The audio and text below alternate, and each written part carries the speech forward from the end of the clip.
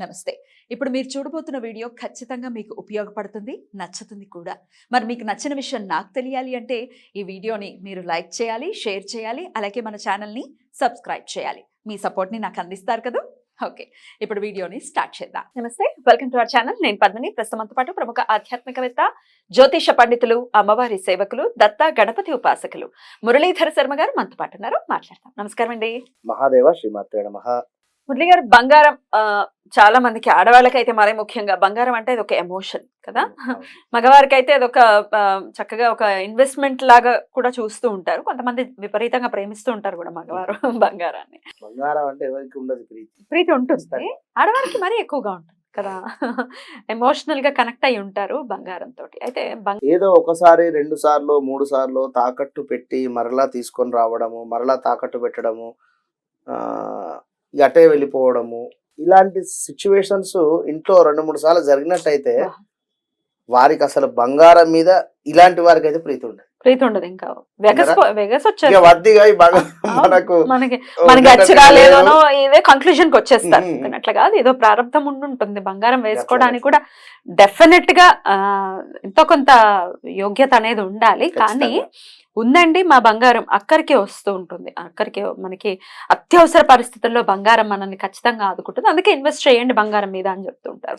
Right. అయితే బంగారం తాకట్లో ఉందండి. ఇప్పుడు మీరు చెప్పిన పరిస్థితి, ఎప్పుడు చూసినా బంగారం ఎప్పుడు చూసినా తాకట్టు కొట్టులోనే ఉంటుంది తప్ప బయటికి మాత్రం రావట్లేదు. దాన్ని అనుభవించినటువంటి పాపానికి పోవట్లేదు అనే వాళ్ళ సంఖ్య కూడా ఉంది. లేకపోతే ఇట్లా అమ్మో ఇంక పోతుంది, ఈ నెల గంట కట్టకపోతే ఇంక అయిపోయినట్టే, అది ఆప్షన్కి వచ్చేసింది అని కూడా వింటూ ఉంటాం. అట్లాంటి పరిస్థితుల నుంచి బయటపడాలంటే అసలు బంగారం తాకట్లో ఉన్నది బయటికి రావాలి అంటే ఏం చేయాల్సి ఉంటుంది? వాస్తవానికి కూడా బంగారం తాకట్టు పెట్టకుండా ఉంటే మంచిది. పెట్టకుండా ఉండని పరిస్థితుల వల్లనే కదా పెట్టాల్సి వచ్చేది. చెప్పడం మనకి ఈజీ, వారి కష్టము ఉంటుంది. బంగారం అంటేనే వాస్తవానికి కూడా లక్ష్మి, అమ్మవారు కూడా కొలువు ఉండే అటువంటి పరిస్థితి కనుక తరచూ దాన్ని తాకట్టు పెడితే దరిద్రం అనేటువంటిది ఏర్పడుతుంది 100%. చాలా జాతకాలు కానీ శుక్రుడు వారి జాతకంలో నీచబడిన, శుక్రునికి సంబంధించినటువంటి ఫలితం వారి జాతకంలో లేకున్నా, గురువుకు సంబంధించినటువంటి ఇది వక్రం ఉన్నా, గురువుకు సంబంధించింది ఇబ్బందులు ఉన్నా కూడా బంగారం ఎక్కువ కూడా కలిసి రాదు. ఎస్పెషల్లీ కేతువు, ఇదైతే డేంజర్. కేతువుకు సంబంధించినటువంటి నక్షత్రాలు కానీ వీరికి ఎక్కువగా కూడా బంగారం నచ్చదు, ఉండదు. ఏదో పెట్టుకోవాలన్నటువంటి ఆలోచన ఉంటుంది కానీ ఆగదు, వీరికి ఒంటి మీద ఆగదు.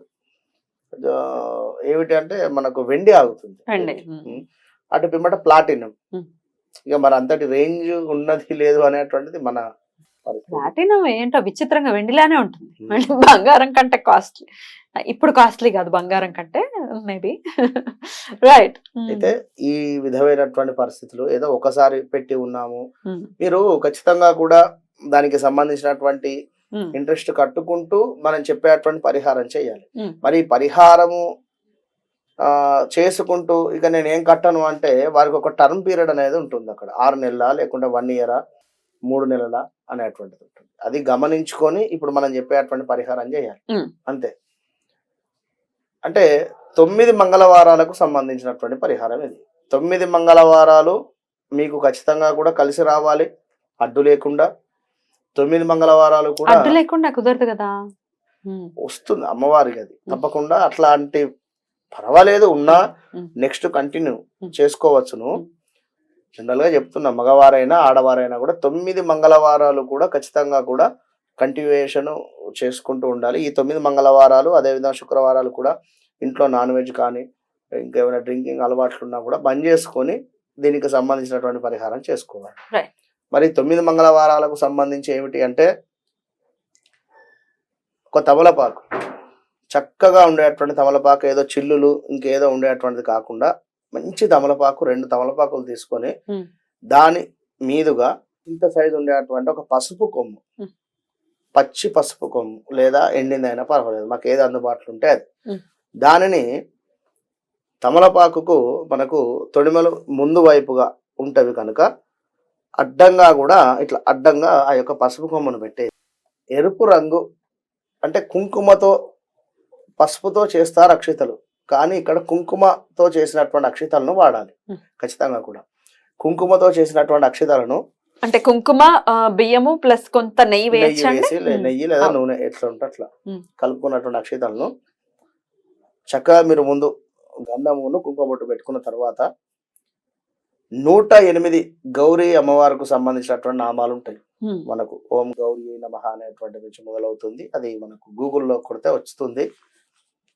108 అమ్మవారికి సంబంధించినటువంటి నామాలు చదువుకుంటూ కూడా ఈ అక్షితలను ఆ యొక్క పసుపు మన రిపీట్ ఒకసారి ఆ యొక్క పసుపు కొమ్ము మీద వేస్తూ ఉండండి. 108 నామాలకు ఒక్కొక్క అక్షిత వేస్తూ ఉండండి. ఒక్కొక్క అక్షిత ఈ విధంగా 9 వారాలు చేసుకోవాలి.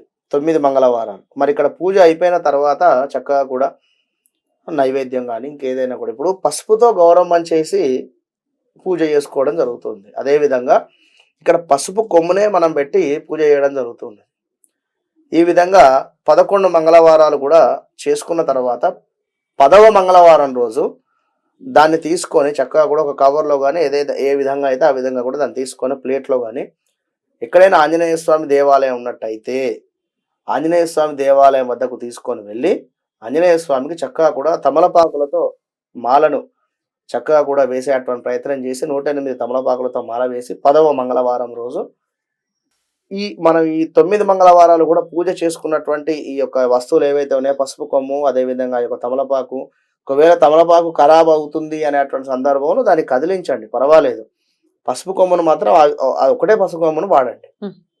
ఇక 10వ మంగళవారం రోజు మనం ఆంజనేయ స్వామి పాదాల వద్ద అక్కడ ఉండేటువంటి అర్చకులకు కానీ లేదా మీరే వెళ్ళి ఆ పసుపు కొమ్ములు అక్కడ పెట్టేసి చక్కగా కూడా స్వామి పాదాల వద్ద పెట్టేసి స్వామికి నివేదన ఏదైనా ప్రసాదం మీరే శనిగలు కావచ్చు లేదా మీకు తోచింది ఇది అనేటువంటిది లేదు. విన్నరా? ప్రసాదం కూడా నివేదన చేసిన తర్వాత మీరు ఖచ్చితంగా కూడా 10వ మంగళవారం లోపే ఇది మనకు ఏదైతే ఆంజనేయ స్వామికి నివేదన చేస్తున్నామో ఆ నివేదన చేసేటువంటి సందర్భం లోపే 9 మంగళవారాల లోపే ఏదైనా రిజల్ట్ రావడం జరుగుతుంది.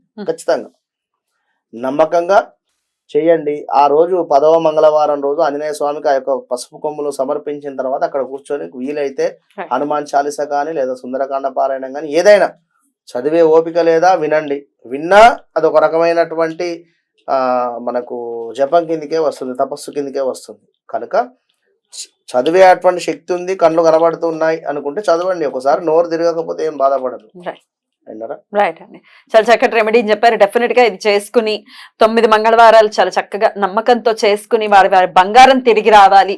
అంటే 9 మంగళవారాలు ఎందుకు, మనకు మైత్రేయ ముహూర్తం ఉంది ఆల్రెడీ చెప్తూ ఉన్నాం. ఇంకా వేరే గురు పుష్యమి అనేటువంటిది ఉన్నది.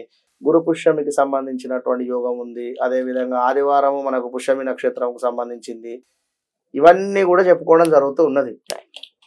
కర్మ అనేటువంటిది ఏ సిచ్యువేషన్ సిచ్యువేషన్ తగ్గట్టుగా వారికి నివారణ అవుతూ ఉంటుంది. అక్కడ ఇది ఒక 10 మందికి కనెక్ట్ అవుతుంది. ఇప్పుడు మనం చాలా మంది కూడా ప్రిడిక్షన్ చెప్పడం జరుగుతుంది. అందులో కొందరు నాకు ఏం జరగడం లేదంటారు, మరి కొందరు ఎగ్జాక్ట్లీ సూపర్ చెప్పారు గురువు గారు అని చెప్పనడం జరుగుతుంది. ఎవరికి కనెక్ట్ అయ్యే విధానంగా ఉంటుంది. కనుక మీకు ఇంతటి ఓపిక ఉంటే రూపాయి ఖర్చు చేసుకొని పోయి ఉన్నారు అంతే, దాని గురించి మర్చిపోండి. లేదు స్థిర లగ్నం పడింది మనకు అక్కడ ఖచ్చితంగా కూడా శనో లేదా బుధుడో లేదా ఇంకేవో గ్రహాలు ఉన్నట్టయితే ఆ చుట్టుపక్కల ఉండేటువంటి పరిస్థితులలో ఎక్కడైనా వెతకండి అని చెప్పి మనం చెప్పవచ్చు. క్షర లగ్నం అంటే ఖచ్చితంగా కూడా వెళ్ళిపోయింది. ఇక జల లగ్నం పడుతుంది, వాటర్ కు సంబంధించింది కూడా. నీళ్ళలో ఎక్కడైనా మోరీ కావచ్చును లేదా బాత్రూమ్స్ కావచ్చును, అక్కడ ఎక్కడైనా తీసి పెట్టారేమో. ప్రశ్నని బట్టి మనకు అర్థమవుతుంది. అట్లా చెప్పవచ్చు. రైట్ అండి. పోయిన బంగారం కావచ్చు, తాకట్లో ఉన్న బంగారం కావచ్చు, చక్కగా ఈ రెమెడీని మనం పాటించుకుని డెఫినెట్ గా వారి బంగారం వారికి రావాలని మనస్ఫూర్తిగా కోరుకుంటే థ్యాంక్ యూ సో మచ్ అండి. నమస్తే.